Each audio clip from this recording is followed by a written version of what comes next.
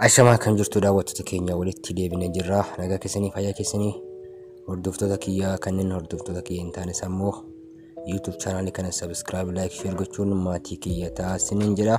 Egaa yeroo mara waan isin barbaadan waan isin fayyadu jedhee yaadetan isiniif dhiyeessaa asirratti jechuudha. Keessaa waa'ee bittaaf gurgurtaa akkasumas waa'ee maaltu jabeenyaa maaltu rakkasaa kan jedhu irratti hundaa'etan waan isin barbaadan asirratti isiniif maxxansa jechuudha.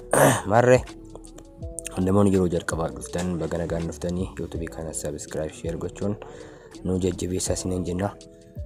Egaa akkuma argaa jirtanu amma immoo mana bareedaa mirxii mana isa jedhamu sana jechuudha. Mana haala ajaa'ibaatiin qulqullina olaanaadhaan ijaarame qabadhee dhufeetiin jira. Hanga xumuraatti viidiyoo kana daawwadhaa, like share waliif godhaa. Egaa kun akkuma argaa jirtanu manicha kana mana baay'ee qulqullina olaanaan ijaaramedha jechuudha.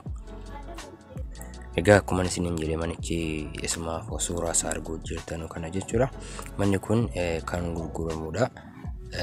Bakki inni itti argamu eessa yoo jettan ammoo Bishooftuutti argama jechuudha. Mana bal'ina qabudha jechuudha.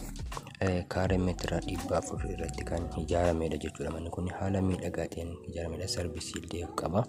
Mana baay'ee bal'aadha, bareedaa, jireenyaafis ta'u daldalaafis jireenyaafis ni ta'a jechuudha. Mooraa bal'aa of keessaa qaba. Keessumattuu immoo asfaaltiitti dhihoodha. Nigdiifis waa hundaaf mana mijataa ta'edha jechuudha. Gatiin isaa meeqa yoo jettan gatiin isaa birrii miliyoona 4.8 jechuudha.